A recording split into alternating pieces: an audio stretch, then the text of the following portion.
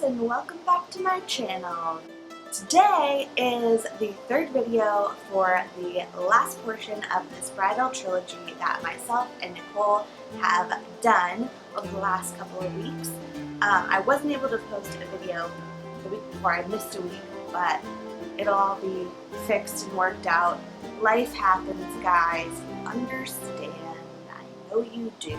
So I am doing a question and answers / tips for you brides to be, mama bear, bride mamas, and bridesmaids, and grooms. Why not grooms? You guys can watch this too. Who knows what your fancy is, but whatever it is, I got questions here and answers for you. So let's get this ball all rolling. So I'm going to start off with some hair questions that I have here.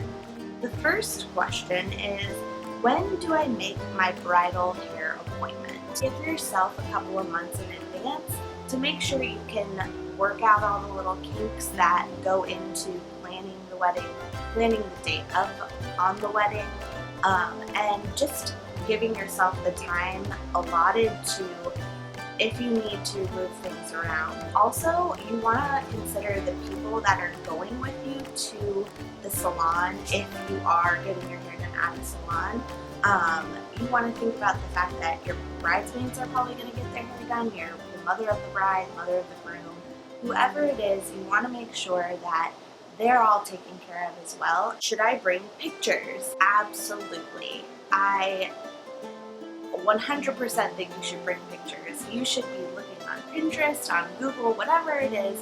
Look online for styles that you love and that you want to emulate on your wedding day. I also want to preface this. As a hairstylist, we are not magicians. We can work with what we have in front of us, and that's it. So you want to be realistic about the photos that you're bringing and about what you're going to be doing with your hair. If you have short hair and you're looking for a very intricate updo, chances are you're not going to be able to do that kind of style. So when you're looking for photos, make sure you're specifying the length of hair that you have, taking into consideration if you have fringe or not, bangs, layers, things like that, things that might attribute to the hairstyle. Have a couple of photos to give your stylist so they can say yes or no, I can do this, I can't do this. Next question is, do I need a trial hairdo before the big day? Yes, I absolutely think you should do that. I had 2 trials, which totally, I needed it. I personally, as a bride, was a little bit pickier than most, and I didn't necessarily like the first look. I saw it in a magazine and I loved it, and I was like, let's do it, and we did it, and I just wasn't in love with it. So I found another style, and we got to do the other style, and I loved it, and I was happy and comfortable. The benefits of doing a trial run through before the big day is that you actually get to see if you like it or not. And if you don't, then the stylist can tweak it and you can make your concerns known and you can verbalize them, and then the stylist can help out and fix it and make it what you want it to be. How far in advance should I do that? To do a trial run, I would recommend at least a couple of weeks. I would say 3 weeks, 3 to 2 weeks. You don't want too much time in advance. As a stylist, we have so many clients coming through and sitting in our chair. It's like, if you're coming, months out, I'm not going to remember what we did. It's good to also take photos the day of a trial, so we have those that we can look back on and say, yes, I remember. Moving on to makeup. I'm going to answer pretty much the same questions from the hair. You might be doing your own makeup, but if you're getting it done by somebody else, hopefully the salon that you're going to does makeup applications. If not, a lot of times like the makeup artist will go to the location and do the wedding makeup. Also making sure that you are scheduling out enough time in advance so that that is completely booked. It just gives you the peace of mind, and it makes sure that they are locked in with you when you need to do it. Should you bring pictures? Absolutely. Do I need a trial before the big day? I would say yes. I had also a trial run before my big day for my makeup. I needed that because I was very picky about my makeup. No eyeliner on the bottom of my eyes. I didn't use to pencil in my brows, and I did not want that done. There were things like that I was just very particular about. So even if you've never had false lashes before and you want to do them on your wedding day, give them a run through and see if you're comfortable with them, and see how they feel, and get an idea of what it's going to be like on your eyes for a long period of time. So what products do I absolutely need if I'm going to do my own makeup? Obviously last week or 2 weeks ago I had done a makeup tutorial for you ladies who are ballsy as hell and are going to be doing your own makeup on your wedding day. A lot of those products that I use are things that I would absolutely recommend for your wedding day. Primer, you want that 100%. Go to Sephora or MAC or wherever you can get a good primer and spend the money on it. It is so worth it. It might be $20, but you know what? It's going to make all the difference. Your makeup's going to set. It's going to stay on your face. It's not going to melt off on a hot summer day. It's just going to help so much. Also, you want to get, obviously, waterproof liner, eyeliner, and mascara, because who knows what kind of waterworks you're going to have to be dealing with. Oh, I did cry at all at my wedding, but a lot of people do, and you don't want to be that bride with raccoon eyes after your ceremony and then have to go the rest of the reception and photography without any cute makeup on. So make sure you're splurging on the things that you can splurge on. Foundation, primer, mascara, eyeliner, things that you want to make sure hold. Also, if you're wearing lipstick, if you're planning to do any type of colored lips, I would definitely recommend doing a lip liner, because you don't want to have bleeding lips and them going everywhere. But go to a nice makeup shop and get it figured out. I mean, talk to a professional and they'll help you. They'll make sure that you have the right colors in your hand and make sure that the colors are really flattering on you.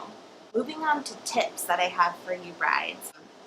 1, don't cut or color your hair anything drastic before the wedding day. If you are just feeling spontaneous and want to do something crazy, hold off for the last month of it. If you knew months and months before that you wanted to do this before your wedding, obviously it's your life. You do whatever you want to do, and whatever's going to make you feel beautiful, do that. But don't go crazy and walk into a salon and have, hair past your boobs and you say, I want, to cut it up to my shoulders, because you never know how you're going to feel about it afterwards. Just, be happy with the hair that you have. Obviously, if you want to redo your color, retouch it, or get highlights or whatever, do that. If you need a trim, do it, but don't go crazy with your hair right before your wedding. Tip number 2, go with a style that makes you feel comfortable. Go with a style that makes you feel comfortable. I know, and this goes for hair, makeup, and even your wedding dress, shoes, whatever it is. Make sure that you feel like you on your wedding day.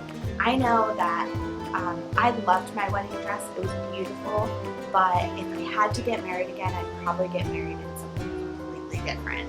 I swore that I would never wear a big ball gown or anything, puffy, and that's exactly what I ended up having. It was gorgeous, and it was so pretty, and I felt beautiful in it, but I got married on May 26th, and it was hot outside, and I was sweating and just uncomfortable the whole day.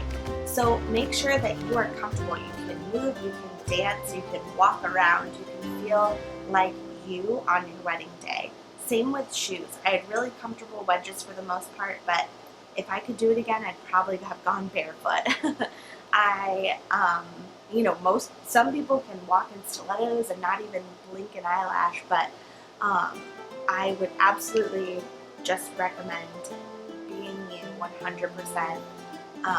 Whether it's beautiful or not, you're going to be beautiful on your wedding day because it's all about you and nobody's thinking about the shoes you're wearing or whatever.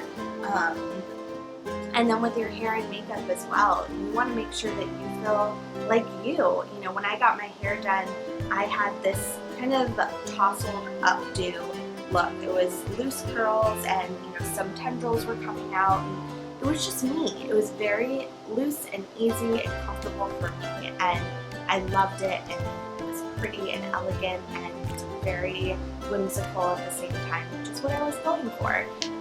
And same with my makeup. It was simple, but it was just enhanced. It enhanced my beauty, and I felt so gorgeous that day. And I was really happy with how my face, my makeup, and my hair looked. Tip number 3.